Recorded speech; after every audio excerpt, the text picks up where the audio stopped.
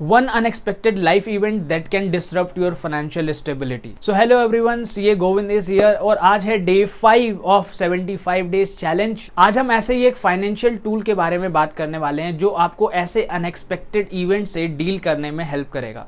सो आज हम बात करने वाले हैं इमरजेंसी फंड के बारे में कि इमरजेंसी फंड होता क्या है, कितना इमरजेंसी फंड हमें बनाना चाहिए और किस पर्पज के लिए हम इमरजेंसी फंड को बनाते हैं। Each and every aspect of the emergency fund we will deal in this video. So सबसे पहले हम समझते हैं कि इमरजेंसी फंड होता क्या है और ये हमें मेंटेन करना जरूरी क्यों है। अनएक्सपेक्टेड इवेंट कभी भी हो सकता है और किसी के भी साथ हो सकता है, लाइक एक्सीडेंट हो गया या फिर डेथ हो गया, या मान लो कि कोई मेडिकल इमरजेंसी आ जाती है, या मान लो आपका जॉब चला जाता है, या फिर कोई और अदर इशू हो सकते हैं और number of other events that may happen जिसको हम प्रिडिक्ट नहीं कर सकते हैं।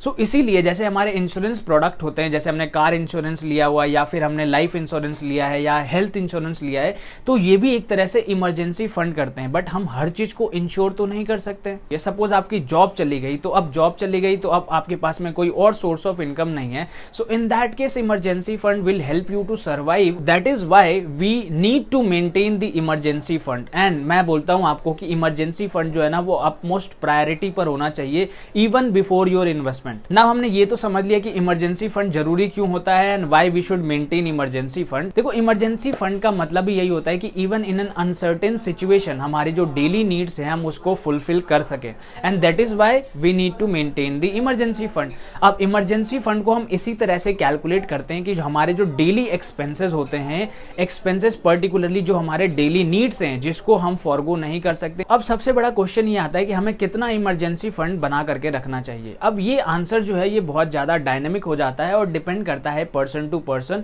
और उनकी रिक्वायरमेंट के हिसाब से, उनकी इनकम के हिसाब से। बट अगर हम जनरली देखते हैं तो 3 to 6 मंथ्स की जो आपकी नीड होती है उतने तक की आप इमरजेंसी फंड को बिल्ड करके रख सकते हो। यहाँ पर नीड्स का मतलब है house hold expense, renting, insurance, premium, या फिर अगर आप कोई EMI पे करते हो तो वो हो गया। तो ये सारी चीजें ना, इनको आप अवॉइड नहीं कर सकते, यू हैव टू पे दीज थिंग्स, है ना। तो इसीलिए इन सबको टोटल करके आपको 3 या 6 महीने से मल्टीप्लाई करना है और that much amount you have to maintain. एक एवरेज आइडिया लेना है आपको कि ये मंथली एक्सपेंस आपका कितना होता है, एंड देन आपको इसको 3 या फिर 6 से मल्टीप्लाई करना है और that much amount you have to maintain as an emergency fund. तो अब हम समझते हैं कि इस इमरजेंसी फंड को हम एक्यूमुलेट कैसे कर सकते हैं over a period of time. So इसको हम एक एग्जाम्पल के साथ में समझते हैं। Let's suppose a person X जिसकी मंथली इनकम है 25,000 रुपीज और उनका जो टोटल एक्सपेंस है वो आता है समवेयर 20,000 रुपीज, और इन सबको करने के बाद में उनके पास में बच जाता है 5,000 रुपीज। अब 2,000 रुपीज की उनकी SIP जाती है और 3,000 जो होता है वो उनके पास में कैश पड़ा रहता है। सो नाउ मिस्टर एक्स को 20 into 30 एटलीस्ट 60,000 रुपीज जो है एज एन इमरजेंसी फंड उनको मेंटेन करना पड़ेगा। तो इसके लिए उनको 3,000 जो रुपीज बच रहा है उनको वो 3,000 जो है वो हर महीने सेव करना है। ऐसा करने से उनको 20 महीने लगेंगे 60,000 तक पहुंचने के लिए। अब मैंने जो टोटल एक्सपेंस 20,000 रुपीज बोला था उसमें से कुछ डिस्क्रिशनरी एक्सपेंसेस भी हो सकते हैं जो नॉन असेंशियल है। So in that case mister X को वो भी अवॉइड करना चाहिए। सो लेट सपोज कि डिस्क्रिशनरी एक्सपेंस जो था वो 4,000 रुपीज का था। So in such case mister X को ट्राई करना चाहिए कि जितना ज्यादा वो इस 4,000 में से सेव कर सकते हैं उतना ज्यादा वो इमरजेंसी फंड में और कॉन्ट्रीब्यूट कर सकते हैं। So for example now let suppose कि वो अब 6,000 रुपए बना पा रहे हैं, तो अब 6,000 के लिए उनको सिर्फ और सिर्फ 10 मंथ्स में ही वो अपना इमरजेंसी फंड क्रिएट कर पाएंगे।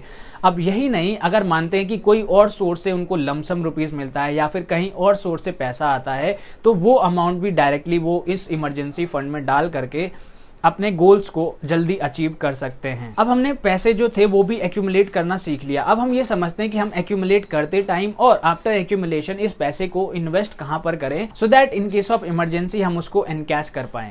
देखो, इमरजेंसी फंड का मतलब ही होता है कि इमरजेंसी के टाइम पर वो तुरंत हमारे पास में अवेलेबल होना चाहिए। तो हमें इमरजेंसी फंड को ऐसे जगह पर इन्वेस्ट करना चाहिए जहां से हम उसको तुरंत इनकैश कर पाए, जैसे कि saving account with sweep in facility. इसके बारे में और आपको जानना है तो मैंने डे 2 पर इसकी वीडियो बनाई थी। आप 75 डेज चैलेंज वाले प्लेलिस्ट में जा करके ये वीडियो देख सकते हो। इसके साथ में आप लिक्विड म्यूचुअल फंड्स में भी पैसे इन्वेस्ट कर सकते हो। ये दो बेस्ट इन्वेस्टमेंट ऑप्शन है in case of emergency fund, जहां पर ना ही आप लिक्विडिटी मेंटेन कर रहे हो but at the same time आपको थोड़ा बहुत जो रिटर्न मिल रहा है that is comparative to inflation, जिससे आपका पैसा भी इरोड नहीं हो रहा है और आप लिक्विडिटी भी मेंटेन कर पा रहे हो। अगर ये कंटेंट आपको अच्छा लगा तो चैनल को सब्सक्राइब कर देना, वीडियो को लाइक कर देना and share with your friends so that वो भी इन चीजों की अहमियत को समझ सके और बेटर फाइनेंशियल डिसीजंस ले सके।